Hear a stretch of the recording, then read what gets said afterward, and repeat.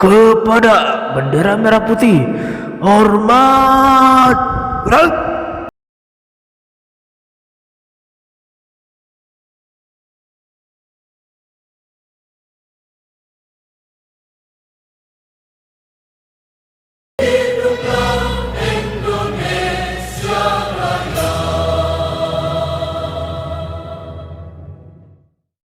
Tegak. Gerak. Majlub, apa tuh? Gak apa-apa kok. Assalamualaikum warahmatullahi wabarakatuh. Salam perjuangan. Saya Muhammad Abdan Syakura. Apa iya? Oke, masih dalam lingkup kemerdekaan Indonesia yang kemarin telah Telah. kita lewati. Itu tanggal 17 Agustus yang terletak pada tahun 1945 sampai sekarang sudah alhamdulillah sudah tahun 2020. Jadi Indonesia sendiri sudah berumur 75 tahun dalam kemerdekaannya.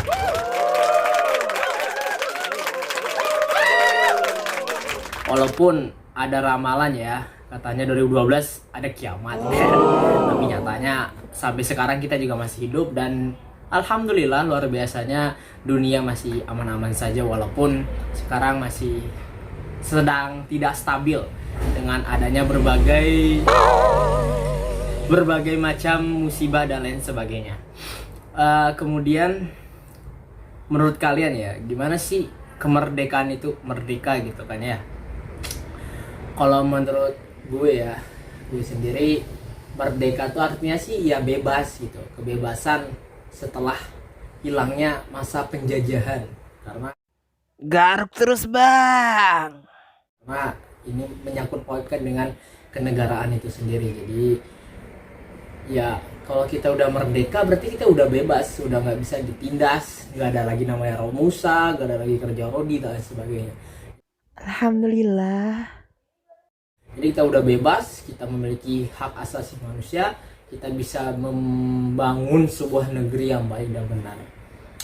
Akan tetapi kita juga sebagai manusia tidak semena-mena ya, menjadi seorang manusia yang terlalu bebas gitu. Nanti malah berlebihan, berbahaya gitu. Kita bebas semua, mau kita ambil, kita pakai, mau kita sana sini. Nah itu nggak baik cuy, kalau kita berlebihan bebasnya gitu. Jadi ada batasannya, bahkan di setiap agama ya, ada agama Kristen ya, Yahudi, Katolik, bahkan Islam yang terbesar di Indonesia ini banyak macam ada semua batasannya. Ini tidak boleh, ini boleh. Nah jadi ya kita jangan asal-asalan aja gitu loh. Apalagi dalam agama Islam itu sendiri, kita memang tugas utama kita dilahirkan di dunia ini adalah wa ma khalaqatul jinna wal insa illa liya'budun.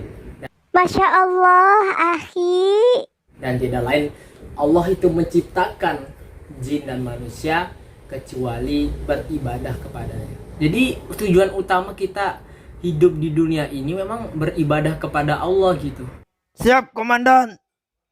Kita dilahirkan, mulai kita pertama kali menghembuskan nafas gitu.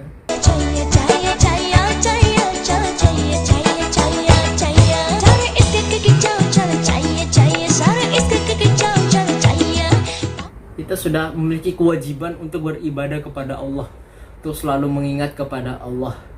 Maka dari itu segala bentuk perbuatan kita di dunia ini kita landasi dengan niat yang baik, bukan untuk niat yang buruk gitu. Cie perhatian.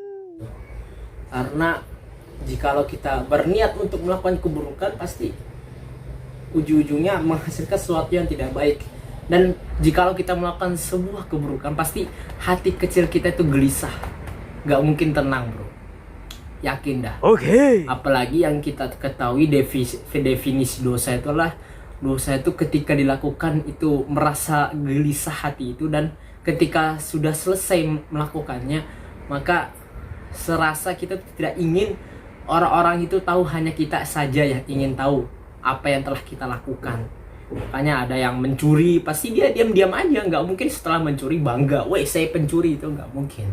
Dia Waduh, ucol. pasti menutupi gitu ya kan.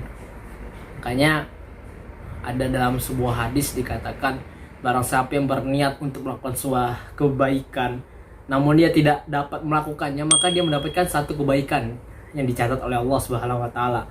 Dan apabila dia berniat dan mampu melakukannya, maka dia mendapatkan pahala yang bisa berlipat-lipat ganda. Tergantung dengan bagaimana semangat dia untuk melakukan hal tersebut gitu. Untuk memang hal yang baik gitu. Bukan menyia-nyiakan waktu, bukan untuk hal-hal yang tidak baik.